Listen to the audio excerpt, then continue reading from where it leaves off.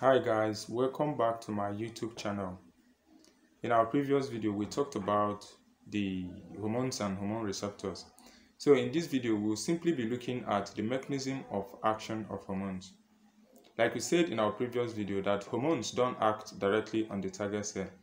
Hormones requires hormone receptors so that it will be able to form hormone receptor complex, which executes the hormonal action. So it is this hormone receptor complex that executes the hormonal action through these mechanisms.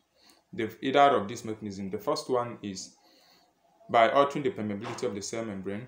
The second one is by activating the intracellular enzymes. The third one is by acting on the genes of the target cell. By altering the permeability of the cell membrane, the neurotransmitter acts by changing the permeability of the postsynaptic membrane. For instance, in a neuromuscular junction, when an action potential gets to the axon terminal, it causes the release of acetylcholine from the vesicle. So the acetylcholine increases the permeability of the postsynaptic membrane, which causes the influx of sodium ion into the neuromuscular junction, which brings about the end plate potential. Okay, so that is for altering the permeability of the cell membrane. For the action of hormone by activating the intracellular enzyme, the protein hormones and the catecholamines act through this method. Okay, so the hormones which act on the target cell is known as the first messenger, or you can call it the chemical mediator. Okay, when this hormone combines with the receptors on the target cell, it forms a hormone receptor complex.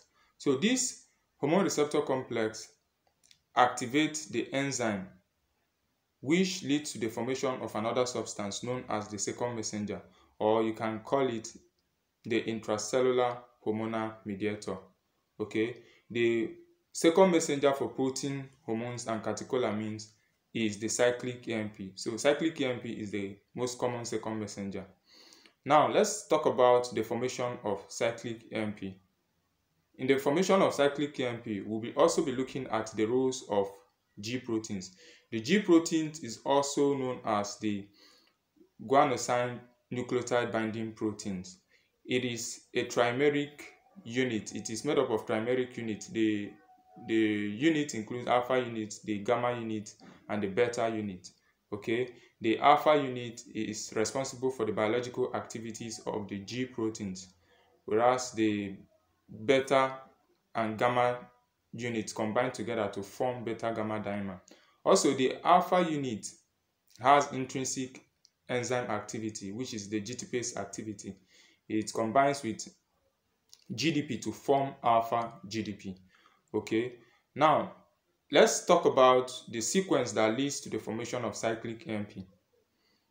When the hormones binds with the receptor, it forms a hormone receptor complex. So this hormone receptor complex activates the G proteins. Then the G proteins causes the alpha unit to release GDP. So the alpha subunit combines with a new molecule, which is the GTP. Now, this exchange of this exchange of GDP with GTP is known as GTPase activity of alpha unit, and it also leads to the dissociation of alpha GTP and beta gamma dimer from the receptors. This dissociation of alpha GTP and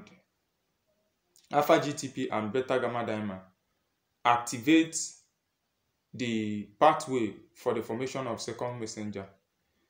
Alpha GTP now activates an enzyme known as adenyl cyclase.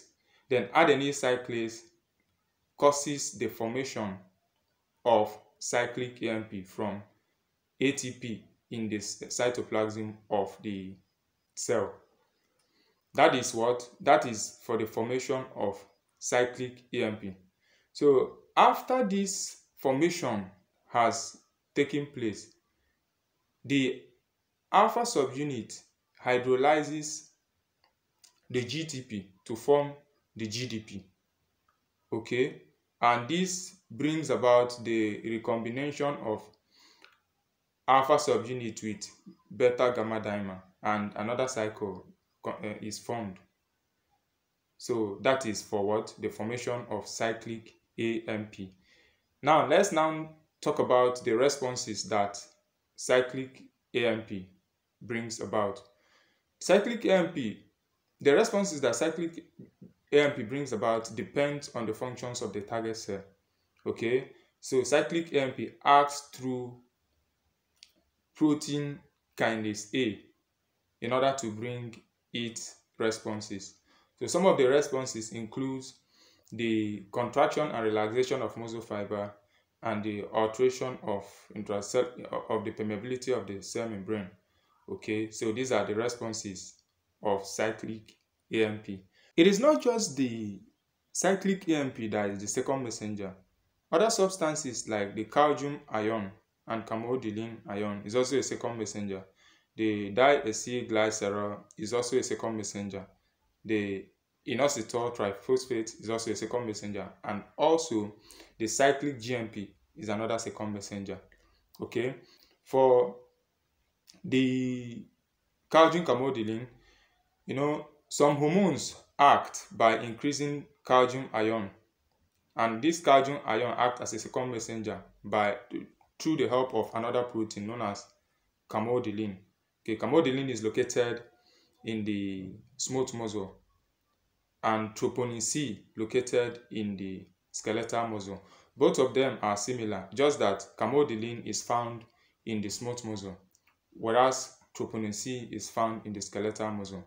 So when calcium ion binds with camodylin, it forms calcium camodylin complex, and it is this complex that activates myosin kinase, which catalyzes the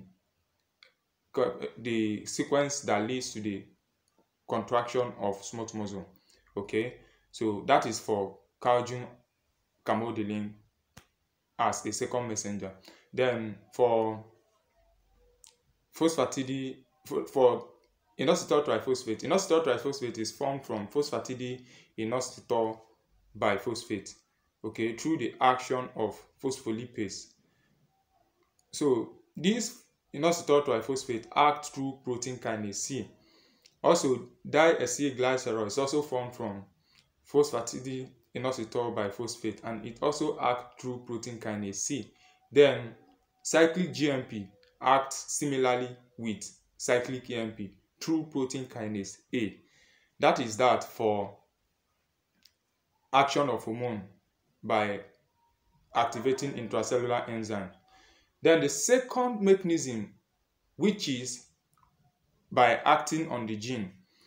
The hormones that act on the genes of the target cell includes the thyroid hormones and the steroid hormones. Okay, the thyroid hormones and the steroid hormones act through this method.